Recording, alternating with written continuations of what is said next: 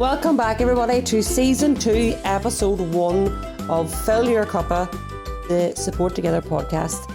I am Mrs. O, your host, and I'm joined today by Una Mary. Hi, everyone. And wee Gem. Hello. Well, ladies, what kind of Christmas did you have? Did you miss me? Christmas? Oh, did I? Did you? You had a wee break from me. It did me no harm.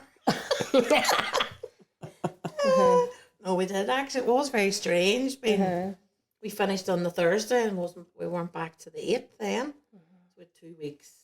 Nice wee break, but it was needed. No, we needed it. No, it was very important. Definitely was needed, yeah.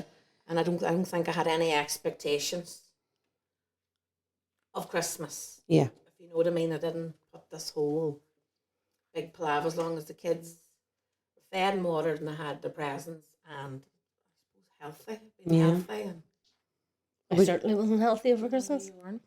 Poor wee Gem's been unwell. Still not right.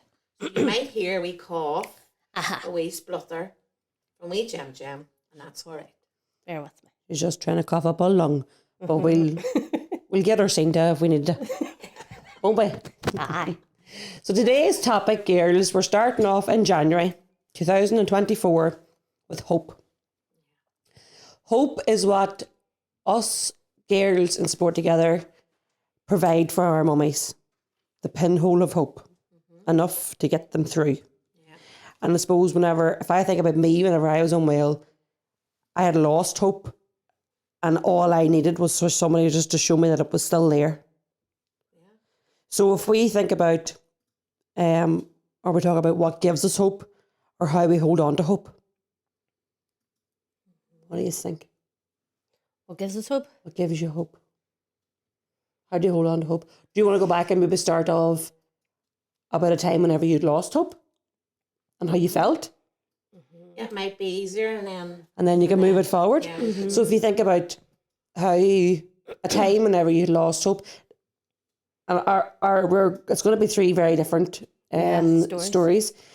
But if where we lost hope, and then how I suppose we have come through it, that we're still here. Yeah. Who wants to start it off? I don't mind. Like Gem, where you go? I suppose the time when I really had lost hope was just after having Patrick. I remember feeling trapped and very vulnerable and didn't see the wood for the trees. And I suppose I knew that very early on. I suppose I crashed very suddenly and, went from a high to very low very quickly. And from having depression before in my life, I knew this was not right and that I needed help. Now, I did have my family around me at that time, and I suppose they gave me a bit of hope that I wasn't on my own. But also, there's a moment that sticks out in my mind is from reaching into Support Together. I had tried to contact Una, and anyway, Una had landed out to my house. That day she just appeared in your living room. Yeah, and I'd say that was one of the most pivotal moments of hope in my journey, was somebody coming and listening to me and understanding me. And that day I thought, right, this is going to be the turning point. And it was the turning point for me. Yes, I did all my sports, but Una understood. I was able to guide and support me through, and that wee pinhole slowly got bigger and bigger and bigger. And is that what I'm getting there? Is that Una understood you, but Una had been there. You had like the lived experience that we always talk about with the mummies, and our mummies would speak to us. Yeah, how I felt. She was nearly like she was inside me. Yeah, but it's like some people can say to you, "Oh, sure, it'll be grand. You'll be okay." And you're sitting thinking, you have no idea. But if you have somebody standing in front of you that you know has been through it, or before that, I was hiding away. I didn't know what to do. I was freeze, scared out of my life. But what were you scared of, Gemma? I don't know. At that time, I didn't know. But now, looking back, it was because of my whole journey, which I've talked about before with the IVF and all. And it's no wonder I was feeling like that. But at that time, I didn't understand that. But you think of your journey with IVF, you really held on to hope. The hope of conceiving, the hope of bringing Podrick. And I suppose when I gave birth to Podrick, I was like, well, what do I do now? Yes. What's going to happen now? Right, I have him. Right. And now even probably overthinking, which I would naturally be. Like, oh, Jesus, right, the next so many years, like, and just that fear crept in very quickly. So fear kind of came and took away hope. Fear became much bigger and consumed hope. Your hope for your tomorrow, your hope for your next hour, your next. And is it big? Do you think that whole hope thing was due to the fact of you grabbed on to hope and you were really, really champion hope, you and Sean, because you're a unit, the two of you went through that. I am a hopeful person. Very naturally. Much so. Yeah, and we would call you the ray of sunshine. But you were holding on to that and then never sat and thought about the other side. Yeah. That's exactly. The baby, right. Got the baby. Now what's motherhood going to be like? I hadn't a clue. You just want, Because that's the forever, isn't it? That's the other side of... But I can't give this win back now. Not that I wanted to. No. Totally, You were then left to care, but also you had these feelings of... We talked about in one of the podcasts, and you did talk openly about the fact of everybody saying, oh, you used to be so happy. And yes, I was happy. But nobody ever came and turned around and goes, I'm sure you're feeling scared. You're always probably worried of loss. You're waiting or treading on, you know, and I think hooks. Potty was that, and he still is, in my wee precious bundle. And I suppose I hold on to that, if anything's wrong with him, that wee bit more.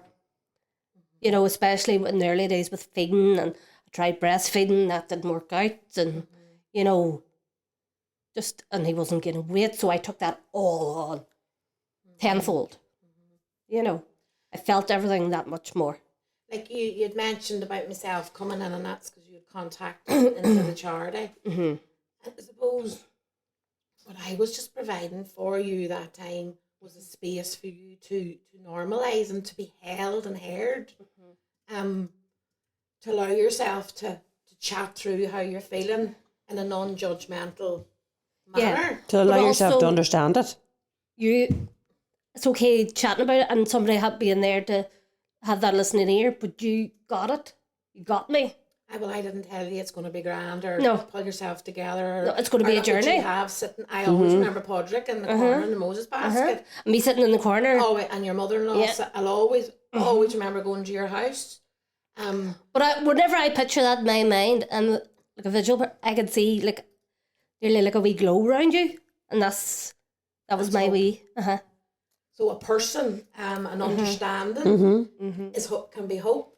So often people are going through cancer, you know, the treatment of cancer, and think they're the only one maybe within that journey, and meeting somebody else or bring hope. You do think that you're the only person in the world, and you're so lonely. But I didn't feel alone once you came into my life. Oh, that's lovely. You're going to make me cry. No, but you don't realise, I suppose that's where it grew from me, feeling I was on my own, you know, sitting there. Yeah, and of course I had my family and my husband. Oh God, yes, totally. My mummy, my sister, you know, and yes, they were such a great support. But that understanding gave me more hope than anything. What's your saying, you know, help me to understand so I can be understood? Yeah. Once you understand yourself and why you're behaving or why you were withdrawn or why you were reacting, we're able to be understood, because you get when you it's that connection to self, isn't it? Yeah. So you start being able to communicate. So you're able, probably that day you were able then to speak to Sean that night, and you had words linked to it's getting words, and then he understood that. Yeah. And there was recently, I was speaking to someone over Christmas, and their partner was going through cancer treatment, and it was very tough for him and for her caring for him. But he actually sought support away from her, somebody who was going through the similar journey. And she says, when he said that at the beginning, she's like, well, I can support you. Why am I not able to help you? But he was able to say, but this person's went through it. Mm-hmm. And even some of advice that they're giving to me is helping me move through this. It's giving me hope. Yeah. And I think sometimes bringing that understanding to self, it's not about, we shouldn't be taking it personal, like Michael maybe taking it personal, maybe I go and speak to somebody, or we're talking about big stuff here, like that's illnesses often, or losing your job. Mm-hmm. You often will speak to somebody else who's lost their job or has been made redundant or got into debt. See, they understand what they did so that you have the words or the communication to know what your next step is. You're able to, exactly. I suppose sport really give me the chance to flourish. I could be a mother, yes, and enjoy it, but I had to understand me, and sport together give me that opportunity so that I can be a better wife, a better sister, a better parent, But you worked hard on that. Yeah. Hope. Like as I say, it's about, this is the big stuff, because you were carrying so much, before Podrick was born. That was a big journey that you and Sean encountered. Yeah. And you were so optimistic. And I probably brushed it on the carpet for that long during the pregnancy and stuff, and even before it, and And then just this overflooding of emotions. Yeah. Yeah. And I suppose the fact of I didn't go through the IVF process, but how entering the motherhood, parenthood, I don't recall any time within my life. I think I would have been optimistic, trying to look at solutions. And people used to tease me, is it rainbows and fairies? And trying, and I'm not silly. I know life is a struggle. I've struggled, but when I entered, you're asking when you felt this is big stuff. Like when I entered motherhood, there's where I found I slipped into feeling hopeless. And why I think I slipped into feeling hopeless is because I felt I lost control. Yeah, sense of management. I couldn't control the situation. When Caitlin used to cry, bless her, like that's a trigger now to me, and I know what my trigger is now. And there's where seek first to understand. And you're supposed to know what they're crying for. Yeah, but I didn't, and I remember being delivering training to people and saying, there's 6 sort of cries or 7. Just to me, a cry was a bloody cry. When I was doing when I was out delivering parenting classes before I was a parent, a cry was a cry to me. So I was losing that sense of control and that sense of judgment within self. I'm not worthy. I'm not good enough. So then I felt. And that was a heavy load to carry. I'm not a good enough mama. I'm not able to breastfeed the way I'd like to. I'm co-sleeping, and then the guilt of co-sleep. All of this. So I felt hope was being drained out of me. And I became hopeless. Now, that's my biggest time really feeling that. And that was because I think the expectations I placed upon self, the pressure. If I could look back at Una then, now if I could sit Una in front of me now, and change, bring us some of the stuff that I had within me in the younger years of looking at solutions. You're doing the best you can, pet. Caitlin's happy, or allowing, say, let help in.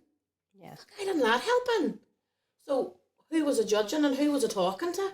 Yourself. So who was answering my bloody questions? Yourself. You were beating yourself up. So what was what was that going to be? Was that positive or was that negative talk? I was constantly, we talked to the mummies, don't we, about the dark side, and we talk about the 2 shoulders. We have the dark side and we have the bright side. Well, the one we feed the most of when we're down, when we lose, we feel hopeless, is the dark side. So it's a louder voice. So that was a big time in my life that I felt hopeless. And when I felt hopeless, I didn't want to wake up. tomorrow morning, I want to go to sleep. You wanted it to end. Yeah. And I remember linking into Lifeline. Mm-hmm. Like, I won't feel I'm getting a bit emotional here, but it's okay. They were amazing. We do recommend them to people. Because what I give to you, Gemma, is that space. They give me that space for me to go, I don't want to wake up tomorrow. And that person asked me that question. Do you want to die, Una? Mm-hmm. I goes, no, I love me, baby. But I don't want to feel the way I'm feeling. You don't want that. You want that pain and the feeling that you have inside you to go away. Feel hopeless. But you just didn't understand. You didn't understand and didn't know where or how to get out of that hole. There's nobody else I've been talking to now. Think about, Kaelin's turning 18. Like, think about that. That's a long time ago. But I knew to ring, because you could see that coming up quite often, Lifeline. I thought, well, that person's not going to know me. So I did lift that phone, and I remember specifically them asking, Una, do you want to live? I says, I do, but I don't want to live like this. Yeah. I just want to go to sleep and slip into something. I don't, not to go to sleep to not exist is because I couldn't. The heaviness of not feeling, the heaviness that hopelessness brings to you, feeling hopeless, not worthy, not good enough. And by me able to talk that through with that person on the phone, I came off that phone and I thought, I actually sat with that and I goes, no, I want to live. Was your wee weight lifted? There was, Ciara, there was a weight lifted, and it was the fact of me being able to sit and speak that out to a stranger, which did help. I was a stranger to you, Gemma. Then we're not strangers now, but I was to you then. And I probably couldn't have said that to a family member as close as I am to them because I didn't have the words. But that person on the other end of that phone ended up turning around and asking me that question. Una, are you suicidal? Una, do you want to end your life? Because I didn't want to end my life, but I wanted to end the pain of feeling hopeless. And that got me straight away, by me able to speak that out, got me then to go, I want to live. So how can I live? Where can I get hope? So that was my pinhole at that time. And that was, and I'm going to bring this back here, girls, that was the start of Support Together. That was the start of... So how did it feel, Una Mary Leonard, to be sitting here with two ladies, that you were that, to us, you were that woman in Lifeline? You were our Lifeline. No cursing. New Year's resolution, no cursing. More cursing. But that's what it is. And that's what the charity does. We provide the pinhole of hope. Well, that's why the sunflower and the seed of hope we talk so for much the about mummies. planting the seeds of hope, and that seed is a pinhole, isn't it? Yeah. But when you want to get that wee bit bigger over time. so what you need is to nurture that and look after that and see that you're worthy of your tomorrow, your next minute. So what I probably did then was connecting with Michael, my husband, and let him know how I was feeling. And let him help me, allow support in, so then I could move to my tomorrow. And I was worn down. I was exhausted by thinking negative all the time, that I wasn't good enough. And like as I said, you ladies, like you're leading on up there. I had Caitlin very late on in life. Do you know what I mean? I wasn't you just keep reminding me. Wasn't as fresh as us. Not as fresh as you ladies. But so... And I did encounter situations in my life that were very overwhelming, but I never lost hope. But that woman in that phone understood. Yeah, but what I'm probably trying to say is a lot of us, and probably a lot of people who link in with Support Together often tune in, will understand this because, you're living your life, you're a student, you're doing this, you're doing that, but and life's on, and the next that you become a parent. And then you're stopped in your tracks. You're like, and why am I fit? And my God, what's going on here? And now you have this life to care for. And I think it's often the expectation on how hard we are on self. And that we run and complete bloody empty. I ran on empty, so there's where my hopelessness came from. I was just, I just want to sleep. But yes, what I'm trying, back to where I suppose my learning was exactly is speaking to that person on that phone and them saying, them not judging me. Having that honest conversation, that person having, I suppose, the guts. The courage to ask you, the do you balls want to to end your ask. life? Yeah. But that's because that person's trained. Yeah. That's come from something else. That's evidence. And we would do that with mummies. We ask that question, and they often get them to think. And there's where, I suppose that was the first seed planted with me. And you're right, there was support together and the learnings from that we take on board. But we hope we give pinhole of hope. But I had to take that hope, folks. That hope.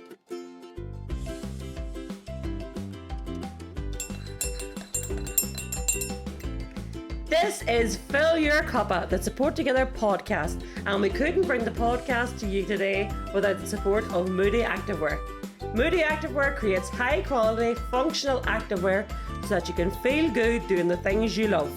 They don't just support your ass, they support your head as well, as they donate 100% of their profits to support women's mental health, such as Support Together.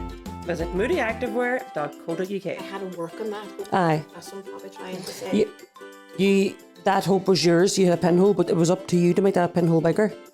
And You didn't want to stay in the story. Yeah. You wanted that story to get better. And I had no teachings, none of all that we're able to provide now for mummies. Everything we provide is all lived experience.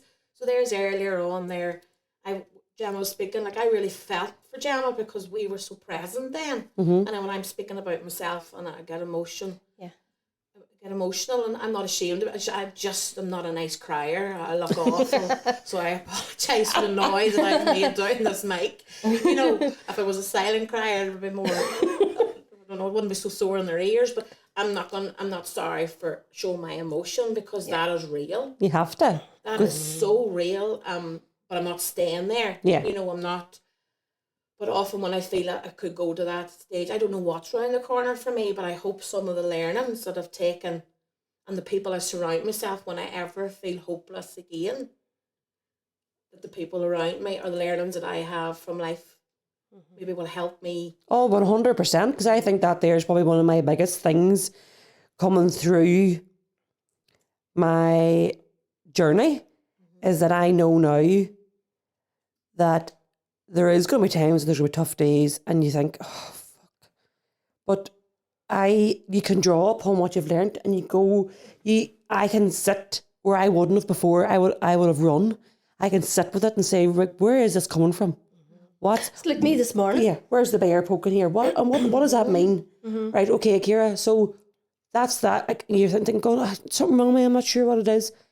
In the back of your head, you know what it is, but you don't want to go there. Sometimes you have to sit down and poke that bear and get that out because the weight is lifted and it's sharing a conversation and it's turning around. Again, I know I always say to him, I'm not having a good day today. Sometimes that's enough for that wee bit of hope because before you don't admit you weren't having a good day. You plough on, you have to get on with it. Don't let nobody else know that you're struggling. No. Asking for help. And exactly, we talked about probably through the podcast before, if you were sitting there with a bottle of, we'll bring it out to the mummies, a bottle of Coke or a bottle of Diet or whatever brand we want to go with. And your emotions come and you shake that, and you see the fizz. But when you speaking to Eamon or linking in with someone or whatever that may, or sitting with that feeling and allowing that feeling to have a voice and then moving through that, you're letting this out. But if you keep feeling these feelings and you're shaking that bottle and shaking that bottle and there's where it becomes massive. And I know I probably wouldn't have felt, I don't think I would have felt that hopelessness so heavy if I didn't let this because it went just do you know what I mean? As you saying, you're talking to him and you sit with your emotion, you allow your emotion to have a voice. Yeah, but for a long time I wouldn't have. For a long time that voice would have been, if you think about the layers and the blocks you'd have put on top of it, and you would have, oh shit, my stomach doesn't feel good today, or you hear something or something triggers you and you're like, oh fuck, what's that mean? And you're like, oh, I know what that is, and I can't deal with that here today, and away you go run down the road. That's no good. Because you've seen it, and we love quotes, don't we? Yep. And you came up, you seen a lovely quote a couple of weeks ago, something that really embeds with us, and we've actually put it on Facebook, and we speak to mummies. Like, if you don't make time for your wellness, so wellness is often your emotions, some of your emotions, you'll definitely be forced to make time for your illness. Because you're not able to do anything else. No. So, hope, like when we were younger, probably, like we had a hope that maybe we were able to court such and such, or he's going to pick me up for a date and then doesn't turn up. You think, oh God, right, that's, you know, you'd be sad about that. But you eventually move through it, don't you? Hope for another date with somebody else. Somebody's going to take me out for a meal or a night out. Or a hope would be, you know, for a job. Got a hope to get that job, and you don't get the job. Well, does not feel a letdown. Yeah. You know. And that's natural. Yeah. So within life we do lose, but it's that big. When you it's feel hopeless. hopeless. And that's when I feel your energy in your life is sucked, taken away from you. And like you're starting, like Gemma said there earlier on, that she felt something this morning. Do you want to share that with us, we Gemma? were chatting about the podcast, and I was like, I don't know whether I could talk about hope this morning. Because I just feel blah. But I know... You know what's causing I know the what it blip. is. Because I've been sick since friggin' the 30th of November. Fucking the fourth antibiotic, inhalers, and fucking steroids, the whole shebang. And Jesus Christ, just drained. House is upside down because I fucking haven't been fit to clean and stuff like that. And I just... But I know what that is. You know what the blip is. It's not that I've lost hope, it's just... You understand it. I'm feeling, look, I'm allowing myself to be... Blech. That's a word. I think this morning when you were able to talk that through and you were emotional and I've gone through things over Christmas and things. But Christmas is a tough time. Christmas is not happy. You didn't have hope, is it you didn't have the energy to even come to the podcast? Drained. What can I bring to the podcast? I don't think I can bring anything to the podcast. I can't be my usual chirp yourself. We are. Well. But that's what we said. we talked. Yeah, we talked through it. Come along and whatever may be, you have a choice. You don't have to speak today. Yeah, or cough or splutter. She hasn't coughed or spluttered. You might have heard her taking a little wee sucky. Have a wee sweet. She hasn't been buying the chair either. But but hope is something that's constantly coming back to us at the charity. You know, fathers telling us that you've give our family hope.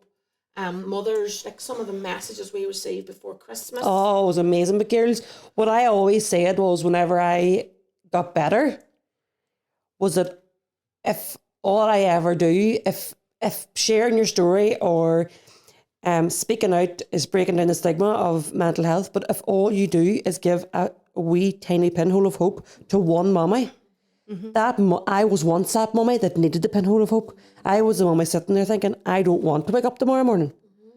How can this end? And for me, the only end was driving in front of a lorry. That was going to be the end. But I just needed somebody to give me that wee bit of hope. So that's what we were. The pink, we're bright, we're there. The mummy sees us. The mummy sees on our good days. The mummy sees whenever, like I was off yesterday because Orla was sick. I have a family. Everybody has their trials and tribulations and going through it. But we show the mummies and we show the families that we're working with that there's life after it. So that's where we're so passionate about when we talk to mummies about our 4 C's. Yeah. You know, the communication, to connect to your feelings. Yeah. Then you're able to communicate that. Nobody's ever going to be 100% all the time. No. It's not reality. Because we're not robots. Yeah. Jesus, that'd be a boring word, wouldn't it? Aye.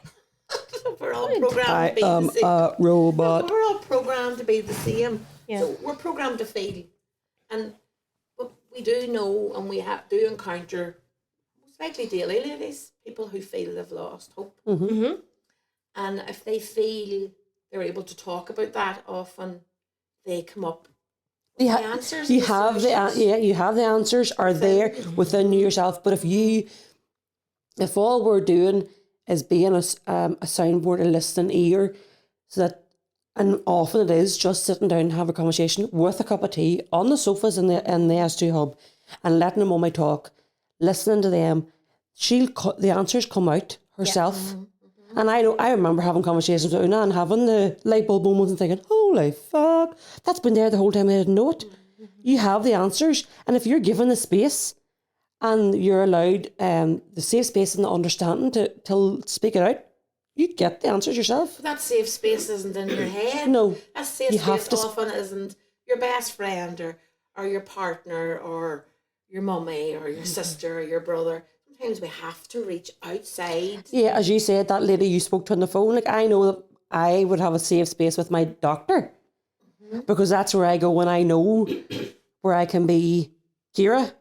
I can speak. I don't go unless I have like a list length of my arm to tell her what's wrong. And I usually end up in maybe half an hour. But I think she knows that now too. But anyway, when she goes in and I'm able just to empty it out, and then she's like, right, okay, we go, right, we'll start, tick, tick, tick, tick. But the stuff that I've told her, I've told you that I would never, ever, ever dream of telling my mother or my sister or my husband, because you fear of being judged. You fear of what they're going to think of me. What are they going to think? But we are that hope, girls, that people can come to, and we don't judge because we've been there, we've done that, we've walked the The walk. mummies that we find when we're working with. So I'm sitting with two mummies of support together. You know yourselves, ladies. You very much worked on your hope. Yeah. You know, support together, or me coming out to see you, Ciara, and speaking to you, Gemma. That was that pinhole, and then you was meeting other mummies. I had a bit to work in. You put work into that. You know, and it's something we often would find, ladies, and I suppose we're leading to this conversation, is often we find a lot of people stay in the pool of shit. They're the best hit. brown pool of poo. And as you're going into it, you realise the toxins, you realise it's uncomfortable, you realise it's not pleasant, there's a smell or whatever. But you end up becoming very complacent and start getting used to that. Funny, I was chatting to you earlier about a boy, like not a boy, he's an old boy, but I follow him on social media, and the other day he was on about the frontal part of your brain, and what you tell your brain is what you will be. So if you keep telling your brain, oh, I'm useless, I'm this and that and other, you're going to start to be like that and start behaving that way. But I suppose with me too, I would have been very hopeful. Right, I am hopeful and that starts to drip, drip, drip, and you start believing in yourself again. And that's the language, isn't it? It's that more nurturing, that more gentle. It's the way you speak to yourself. Yeah. Because I wasn't gentle to me when I started feeling really hopeless. I was Useless. The And language this I used to me was not pleasant. You would never say it to anybody else. So no wonder. We should be saying the negativity. I'm trying my best. I'm happy, I'm healthy, I'm safe. And I had that motto for a long time whenever I was going through my journey. I'm happy, I'm healthy, I'm safe.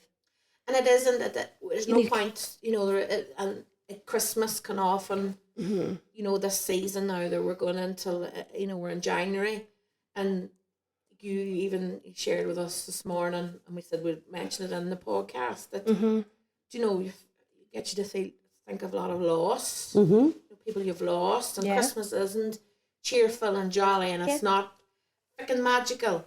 Because a lot of us think it's this fantasy that all these TV, all this, it's you have to work on it. Yeah, we make the memories. You have to grab the moments. Yeah, but it's sore on people. Yeah, it definitely is.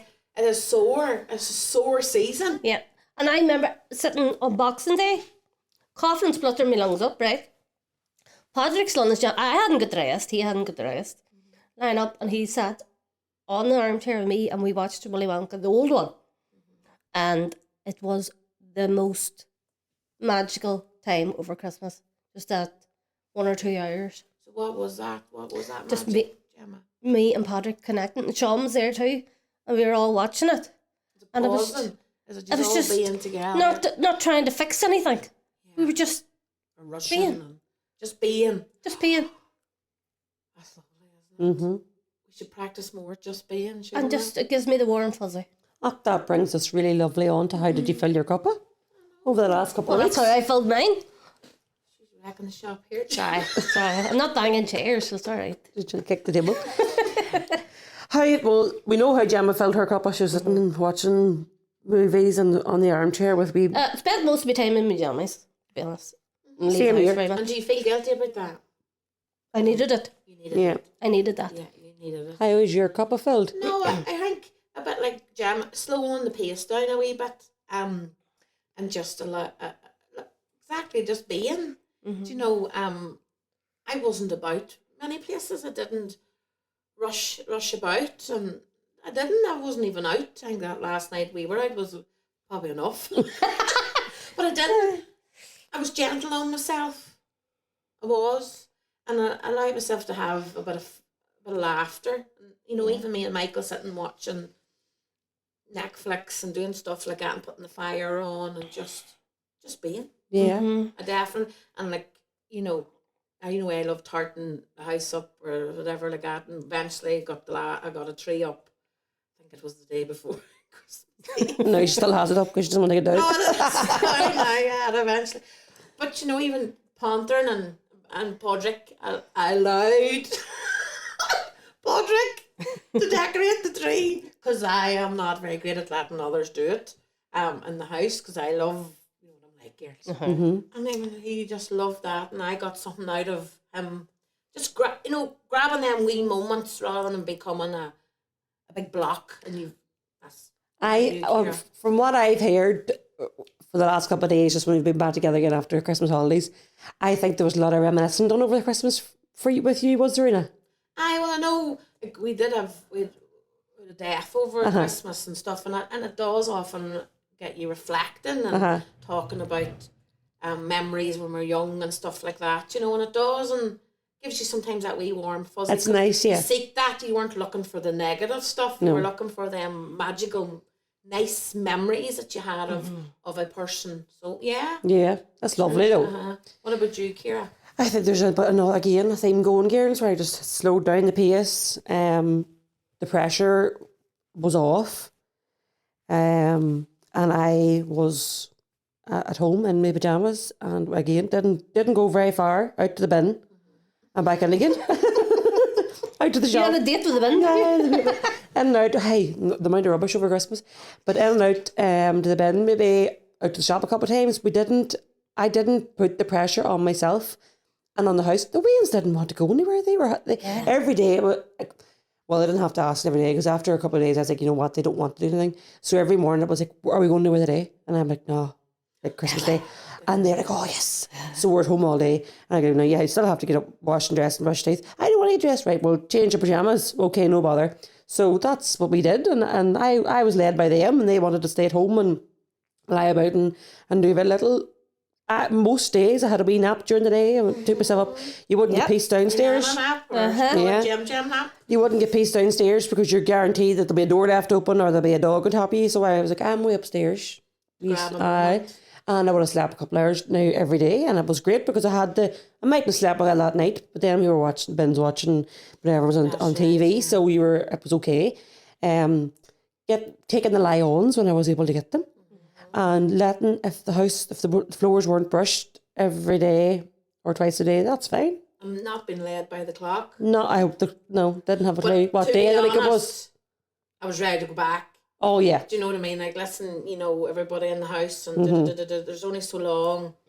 I allow myself to lie about, but there's only so long because it's not good for you. Oh, yeah, because even like many weeks. the 1st of January came and went, but you were... You go, I couldn't be bothered anymore. I'm getting sluggish. Yeah, you needed to get back into it. But no, it was lovely to have that wee slow down. We would took her down the gears a bit, and... and not being hard on herself. Yeah. And watching them moments of them eating their dinner or opening their presents. My Waynes really enjoyed it this year, and Enda was asking me every day, we haven't the big dinner, Mummy, when are you making the big dinner? I'm like, we're doing the... Because you didn't have it last year? No, because last year everybody was sick, there was no dinner made in my house. So they were really like, I make dinner every Sunday. Well, I make dinner every day, but we could have roast dinner every Sunday. But they were so excited for this big dinner that was coming, and they got slur, and they fucking loved the slur. You never had a bit of shallur at all. Not even one bottle in the house. But you weren't yourself, Pat, and that's, you know, and just be gentle on you in this next couple of weeks, because you're it's still in the shop. Like, we'll get you a couple of bottles if you need it. Aye, well, you did something before you left the office. I know. There was plenty going with the mummies and stuff. Wee cheese boards. But that's it. Girls. Talking about cheese. Cheese. I thought it was your feet. We tell you a joke. Go on, we have to keep this going. I know. And I do have a new joke book, girls, but it's at home. But I'm okay. Week. Yeah, I'll have it next week. Which bear is the most condescending? Don't know. A panda. Duh. Duh. Oh, I used to say that a lot. Duh. I know. We patronize. What's brown and sticky? Stick. Of course she'd have to get it, wouldn't she? Two guys walked into a bar. The third guy ducked. How do you get a country girl's attention? A tractor? Gemma. They're a bit slow in the theory today now. What do you call a pudgy psychic? A fortune teller. There'd be some. I've tried that one before. You might have. I don't know. All right, now hang on. Now, enough cheese. Oh, one last one. My wife asked me to stop singing Wonderwall to her. I said, maybe. That's us. Overnight. Bye.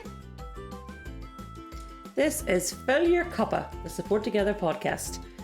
Brought to you by me, I'm the host, Mrs. O, Ciara O'Gowan, and my co-hosts Una Leonard and Gemma Cassidy. Today we are supported by Moody Activewear and produced by 9874 Creative.